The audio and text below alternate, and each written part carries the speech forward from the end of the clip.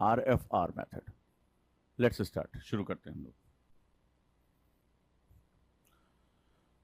RFR method बहुत ही important method है।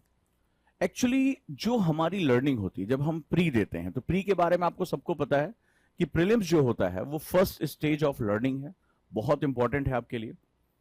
और सबसे इंपॉर्टेंट सेगमेंट जो है वो हमें ये होता है कि प्रीलिम्स में मैंने आपको बताया था ऑब्जेक्टिविटी होती है, ऑब्जेक्टिविटी, राइट, ऑब्जेक्टिविटी।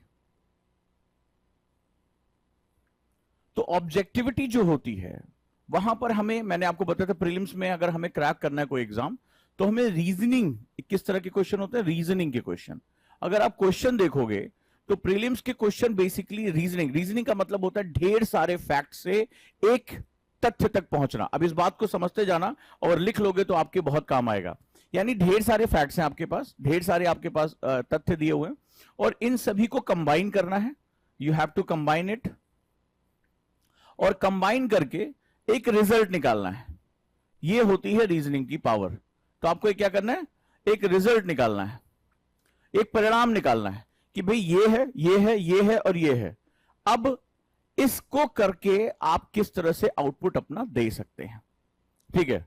तो अब जरा हम बात करें, वो बहुत इंपॉर्टेंट है। तो रिजल्ट हमें निकालना बहुत जरूरी है, रिजल्ट। तो अब आपको एक फैक्ट नहीं काम करना है, क्योंकि आपको यह लगता होगा कि जैसे आपको आदत पड़ी ऑब्जेक्टिव क्वेश्चन कैसे होते हैं, एक फैक्ट दिया हुआ है, एक क्वेश्चन पूछा है, इसके 4 आंसर दिया हुआ, इसमें से एक आंसर सही है। लेकिन यूपीएससी इसके थोड़ा गेम खेल जाता है, जरा ध्यान से समझना इसको। तो यूपीएससी क्या करता है कि आपको ढेर सारे उसके लिए इंफॉर्मेशन देता है और कहता है कि इसकी रीजनिंग करो, और जो मोस्ट अप्रोप्रिएट है, यानी जो सबसे ज्यादा सही है, वो आंसर हमारे सामने प्रस्तुत कर दो, राइट। यानी वो कह रहा है कि एक से ज्यादा भी सही है, लेकिन रीजनिंग जब आप करोगे तो मोस्ट अप्रोप्रिएट आंसर की बात करता है। इसीलिए यूपीएससी का जो प्रीलिम्स है, आज की डेट में स्टेट पीसीएस भी जो है वो बहुत ज्यादा टफ होता चला जा रहा है। तो लेट्स स्टार्ट, हम इस पे बात करें। हम रिजल्ट्स की बात कर रहे हैं, हम जो है कि कैसे आउटपुट आता है। अब जब हम इसकी बात करते हैं तो यहां पर एक साथ कई फैक्ट को जो है वो क्या करना पड़ता है, मर्ज करना पड़ता है। और आपको जानते हैं कि लास्ट क्लास में मैंने बताया था इंटरलिंकिंग करनी पड़ती है, इंटरलिंकिंग करनी पड़ती है। तो इंटरलिंकिंग जब हम करते हैं इसमें, तो हमारे सामने कई जो है वो रिजल्ट्स निकलकर सामने आते हैं। अब जरा इसको ध्यान से देखें।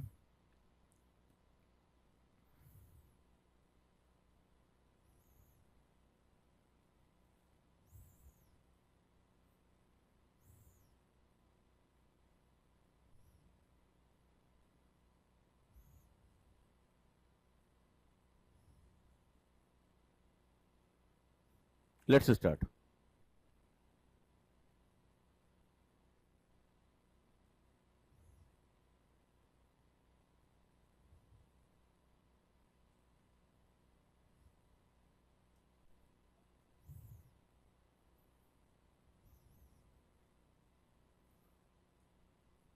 अब जब हम इसकी बात करेंगे तो जरा देखते हैं हम लोग इसमें क्या चीज होगी। तो अब यहां अगर हम इसको ध्यान से देखें तो हम इसको कैसे हटाएंगे। इसको जब हम हटाएंगे तो हमें क्या करना होगा, हमें अगर आज की डेट में प्रीलिम्स का रिजल्ट तुम देखो तो प्रीलिम्स में 98.6% जो है वो क्या हो रहा है, रिजेक्शन रेशियो है, बहुत बड़ा है, रिजेक्शन आ रहा है। मैं आपको कई दिनों से बता रहा हूं कि 2023, 2022 और 2023 का प्री बहुत ही ज्यादा खतरनाक रहा। इन्होंने कई मेथड्स हटा दिए, ठीक है। तो अगर ये मेथड की अगर हम बात करें, इन्होंने सबसे पहले एलिमिनेशन मेथड ही खत्म कर दिया। आपको समझना पड़ेगा, अगर आप लोग भी प्रीलिम्स निकालना चाहते हैं तो आपको ये समझना पड़ेगा कि कैसे जो है हमें अपना आउटपुट निकालना है, आउटपुट निकालना है। अब एक्चुअली में क्या होता है कि हमारा जो पढ़ने का तरीका होता है कन्वेंशनल, वो एक के बाद एक, एक के बाद एक और एक के बाद एक निकलता रहता है। कि हमें लगता है कि हम फैक्ट्स पढ़ते चले जा रहे हैं, हम बुक पढ़ते हैं, हम जैसे होता है कि लेक्चर खत्म होगा, ज्यादातर बच्चे क्लास में आते हैं तो पूछते हैं सिलेबस कब खत्म हो जाएगा सर, सिलेबस कब तक खत्म हो जाएगा, हिस्ट्री कब तक खत्म हो जाएगी, पॉलिटी कब तक हो जाएगी। तो हम क्या होता है, पेजेस, जैसे आज हम पेज नंबर 1 पे हैं, हमें 300 पेजेस पढ़ने हैं, तो हम इस तरह से अपने टारगेट बनाते चले जाते हैं। लेकिन इसमें क्या होता है, फैक्ट्स को जो है बैक एंड फोर्थ जो है वो हमें मैनेज करना होता है। बड़े ध्यान से समझना इसको। फैक्ट्स को बैक एंड फोर्थ मैनेज करना होता है, यानी फैक्ट्स जब फैलते हैं तो हमें उसको समेटना भी पड़ता है। ये बड़ा इंपॉर्टेंट हमारा सेगमेंट होता है। तो आज जो हम बात करेंगे वो हम बात करेंगे प्रीलिम्स को कैसे जस्टिफाई करना है, प्रीलिम्स को कैसे निकालना है, और प्रीलिम्स के लिए हमें क्या क्या चीजों की आवश्यकता पड़ने जा रही है। तो ये हमारे लिए एक बहुत ही इंपॉर्टेंट सेगमेंट है कि यहां जो हम पढ़ते हैं, तो जिसके लिए सबसे ज्यादा इंपॉर्टेंट मेथड होता है वो होता है आरएफआर मेथड। चलिए हम इसके बारे में बात करते हैं। चाहे आपको कभी भी कोई भी एग्जाम देना हो, आरएफआर मेथड आपके लिए बहुत इंपॉर्टेंट होने जा रहा है। लेट्स स्टार्ट, इसको हम शुरू करते हैं। तो आरएफआर मेथड जो होता है वो एक बहुत इंपॉर्टेंट मेथड है। चलिए देखते हैं इसके बारे में। तो आरएफआर मेथड की अगर हम बात करें तो आरएफआर, इसको पढ़ने और पढ़ाने का एक बड़ा इंपॉर्टेंट तरीका है। R for reverse studies, reverse studies ये आप लोग की आदत नहीं होगी, राइट। फॉरवर्ड स्टडीज और अगेन रिवर्स, ये इसको मैं सक्सेस फॉर्मूला कहता हूं। अगर आपको निकालना है तो ये सक्सेस फॉर्मूला है। This is a success formula for UPSC. अगर आपको कोई भी एग्जाम क्रैक करना है यूपीएससी लेवल का, यूपीपीसीएस लेवल का, बीपीएससी का, so RFR is one of the best method. Best method की मैं बात कर रहा हूं, राइट, बेस्ट मेथड की बात कर रहा हूं। Reverse, forward, reverse. अब हमें ये आदत नहीं है। जो मैं बात करने जा रहा हूं, आप सभी बच्चे जो मुझे सुन रहे हैं उनकी जिंदगी बदल जाएगी आज से, जो लोग इस मेथड के बारे में नहीं जानते। Reverse, forward, reverse, right. अब हमें पढ़ने की कैसे आदत है, जरा मुझे बताइएगा। अगर हाँ इसी तरह से अगर पढ़ाया जाए तो मुझे कमेंट करिए कि सर हाँ हमें इसी तरह से पढ़ाया गया है जो पहले बात करने आए हैं, ठीक है। तो हमें कैसे पढ़ाया जाता है? हमें पढ़ाया जाता है कि पहले आप एक काम करिए, पहले आप बुक पढ़िए। ऐसे तो होता है, किसी भी आप कॉलेज में गए होंगे, स्कूल में गए होंगे, या सिलेबस में भी आप गए होंगे, तो सबसे पहले आपको ये होता है कि टीचर ने आज बताया लेक्चर 1 है, लेक्चर 2 है, लेक्चर 3 है, लेक्चर 4। यस या नो? मुझे सब लोग कमेंट करके बताइए यस या नो, इसी तरह से होता है या नहीं? सब लोग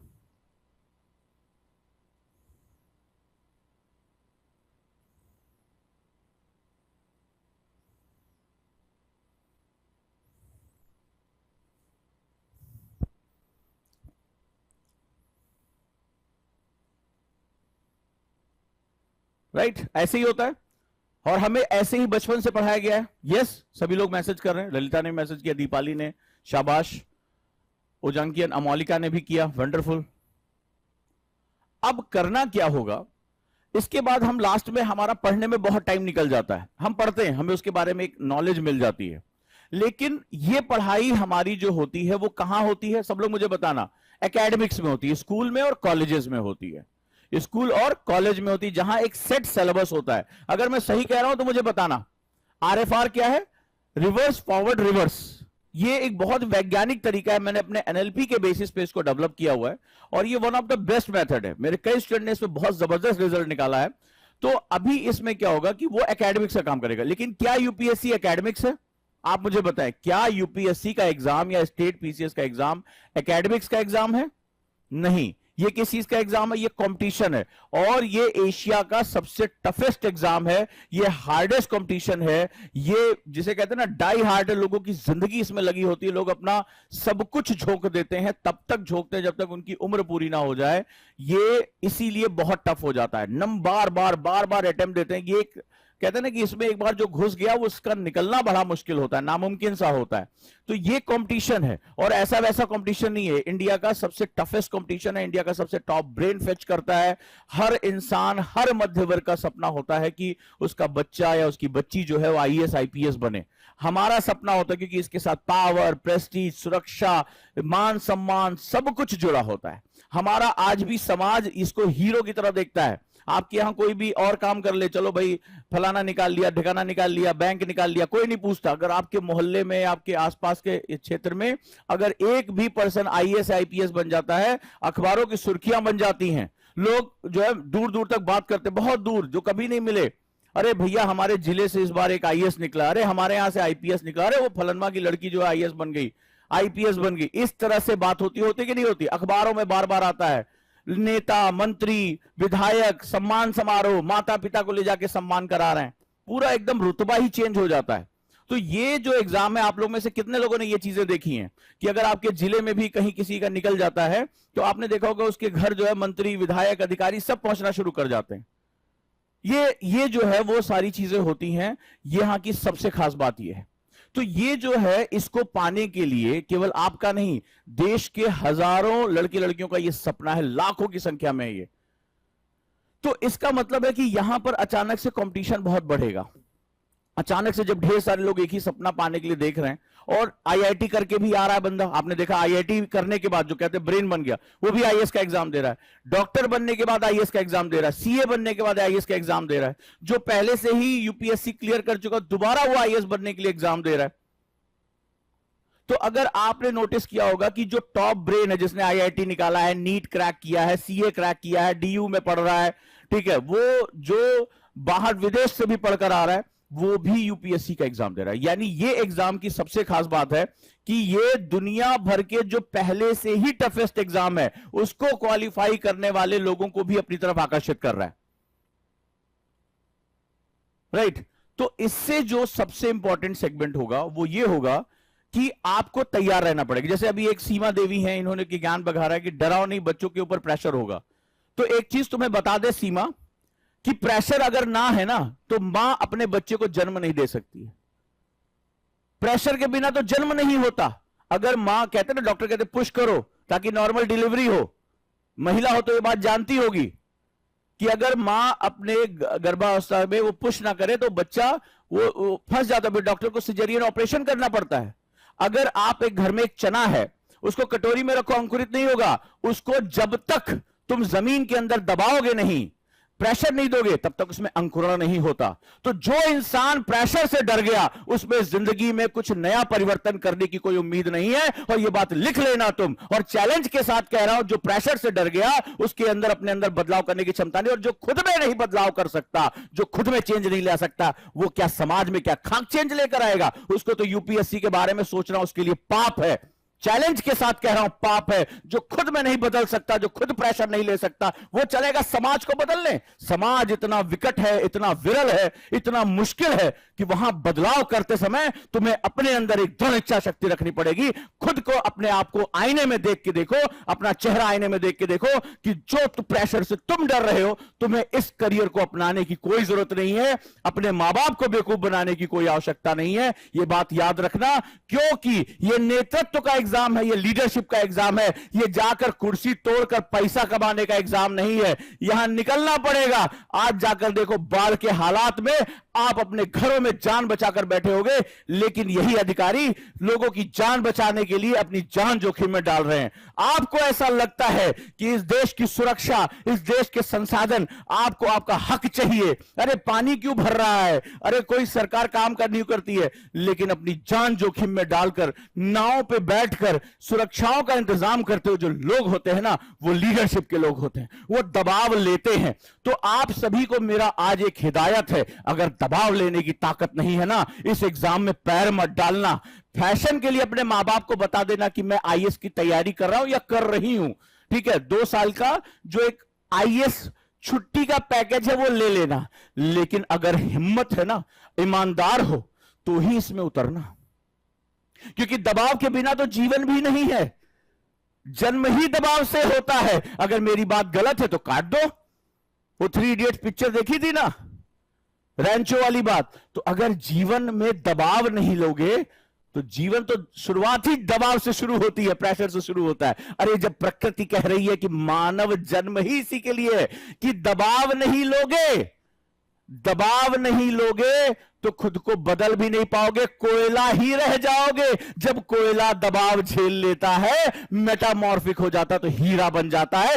दुनिया हीरे की कीमत लगाती है, कोयले की नहीं। कोयला तो जला के भस्म कर दिया जाता है और हीरा मुकुट पे धारण किया जाता है। तो तुम जलाकर भस्म कर दिए जाने वाले हो इस संसार की मुश्किलों में, या तुम अपने आप को हीरे की तरह चमकाना चाहते हो, मस्तक पर राज करना चाहते हो? ये तुम्हें तय करना होगा, ये मुझे नहीं तय करना होगा, तुम्हारे मां बाप को भी तय नहीं करना होगा। इस व्यक्तित्व को तय करना होगा जो खुद को बदलना चाहता है, क्योंकि इसका दबाव उसे लेना होगा। तो डरपोक जो हैं, जो दबाव से डरते हैं, जिनको यूपीएससी फ्रीडम की तरह लग रहा है, वेकेशन की तरह लग रहा है। निकल कर बाहर हो जाओ, निकल कर बाहर हो जाओ, क्योंकि जब दबाव पड़ेगा तो तुम चकनाचूर हो जाओगे और ये संसार तुम्हें बोरियों में बंद करके जलाने की कीमत लगा देगा। लोहा जो कोयला है वो किलो के हिसाब से बेचा जाता है, और जो हीरा होता है एक बड़ी आबादी उसका कीमत भी नहीं पूछती है। अगर मैं सही कह रहा हूं तो मुझे मैसेज करके भेजो कि कोयला बोरियों में बेचा जाता है किलो के हिसाब से,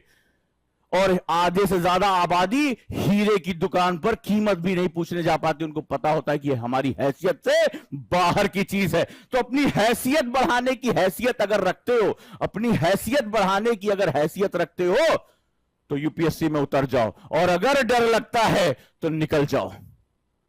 अगर अपनी हैसियत बढ़ाने की हैसियत रखते हो तो यूपीएससी में उतर जाओ, और डर लगता है तो यहां से निकल जाओ।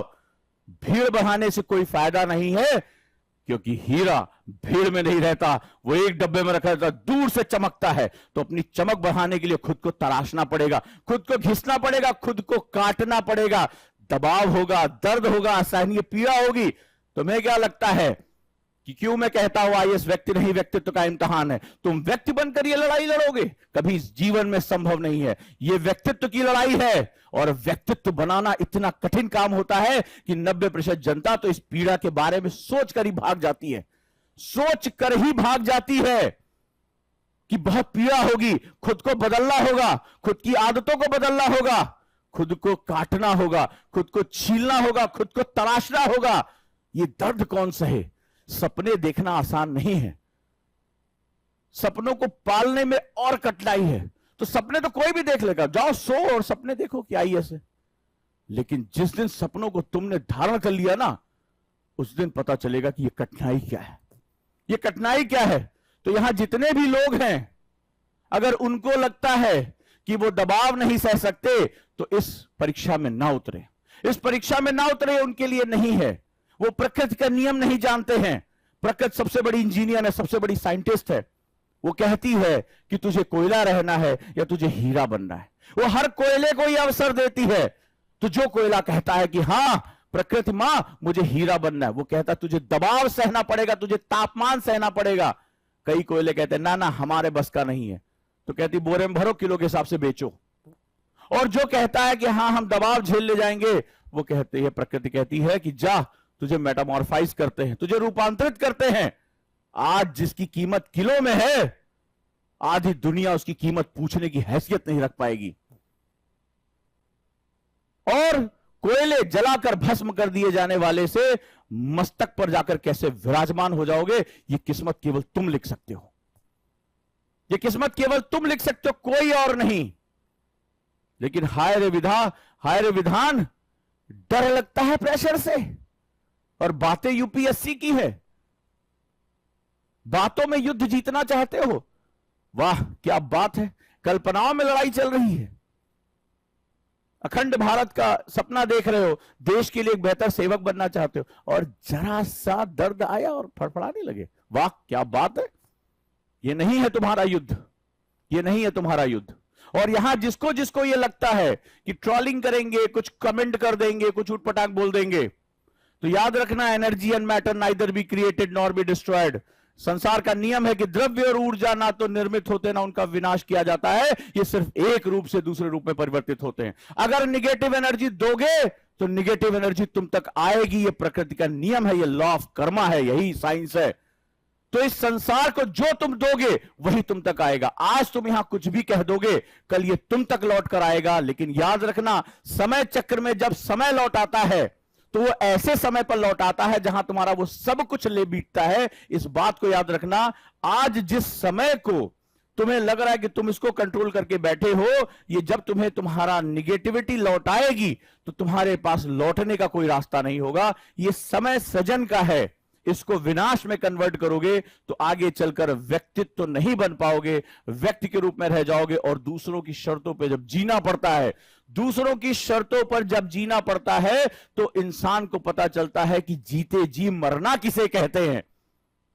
वो अपमान, वो पीड़ा, वो सारी चीजें वो जिंदगी भर तुम्हारे साथ जिएंगी। तब तुम्हें पता चलेगा कि अपमान का दर्द क्या होता है। तो बहुत ध्यान से मेरी बात को सुनना, क्योंकि ये समय सृजन का है, ये समय खुद को बनाने का है, ये समय लक्ष्य का संधान करने का है, ये समय दबाव लेने का है। मेरी बात को याद रखना कि प्रकृति कहती है बिना दबाव लिए तो कोयला भी हीरा नहीं बनता है, बीज अंकुरित नहीं होता है, बच्चा जन्म नहीं लेता है।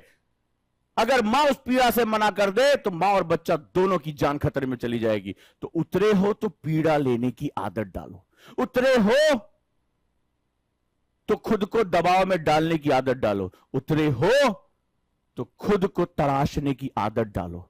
जवाब तुम्हें मिल गया होगा, डरो नहीं, क्योंकि 90% लोग खुद को बदलने से डरते हैं। और मेरी बात याद रखना कि जो खुद को नहीं बदल सकता वो समाज को तो कभी बदल ही नहीं पाएगा। और अगर तुम्हारे अंदर समाज को बदलने का दर्द नहीं है, समाज को बदलने की पीड़ा नहीं है, लालसा नहीं है, इच्छा शक्ति नहीं है, तो यूपीएससी में मत उतरना, लोक सेवक मत बनना।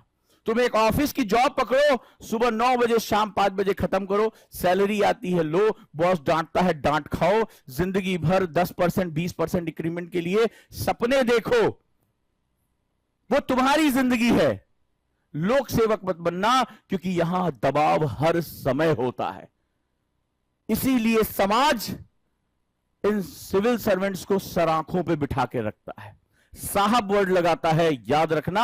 और अगर ये मेरी बात समझ गए हो तो जीवन का सफर आसान है, और नहीं समझे हो तो यहां तुम्हारे ज्ञान की कोई कदर नहीं है। अगर तुम बहुत ज्ञानी हो तो जाओ एक चैनल बनाओ और दुनिया को ज्ञान दो। यहां ट्रोलिंग करके जीवन में कहीं नहीं पहुंच पाओगे। और मेरी बात याद रखना, ये हजारों स्टूडेंट के साथ मैंने देखा है, energy and matter neither be created nor be destroyed. इस ब्रह्मांड को जो दोगे, तुम शिक्षा दोगे तो तुम तक इज्जत वापस लौटेगी। और तुम अगर किसी का अपमान करोगे तो याद रखना, ये ब्रह्मांड में ये जो तुमने ऊर्जा दी है ये कभी नष्ट नहीं होगी, ये तुम तक वापस आएगी। लेकिन ऐसे समय पर वापस आएगी जब तुम्हारे पास लौटने का कोई रास्ता नहीं होगा। इसी को कर्म चक्र कहा जाता है, इसी को लॉ ऑफ कर्मा कहा जाता है। हमारे ऋषि मुनि बहुत बड़े साइंटिस्ट थे। तो चलिए आगे बढ़ते हैं। तो हम जो लेकर आए हैं, हम इस परंपरागत मेथड को तोड़ रहे हैं और हम RFR एस्टैब्लिश कर रहे हैं, रिवर्स फॉरवर्ड रिवर्स, यानी पढ़ने के तरीके को बदल रहे हैं कि कोई आपको reverse studies method, forward studies method, then again reverse studies method. और इससे आपकी एफिशिएंसी 40 to 50% उतने ही टाइम में बढ़ने की गारंटी दे रहा हूं। उतने ही टाइम में, अगर आप 4 घंटे पढ़ रहे हो, आप 5 घंटे पढ़ रहे हो, इसमें अभी जो तुम्हारी आउटपुट है, प्रोडक्टिविटी है, एफिशिएंसी है, उसमें 40 से 50% की बढ़ोतरी मात्र इस मेथड को अप्लाई करते ही हो जाएगी।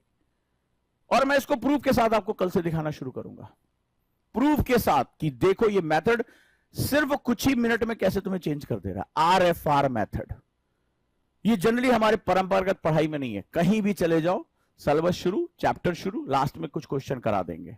ये बिल्कुल ही एक नया मेथड है RFR, ये तुम्हारी सक्सेस का मेथड है।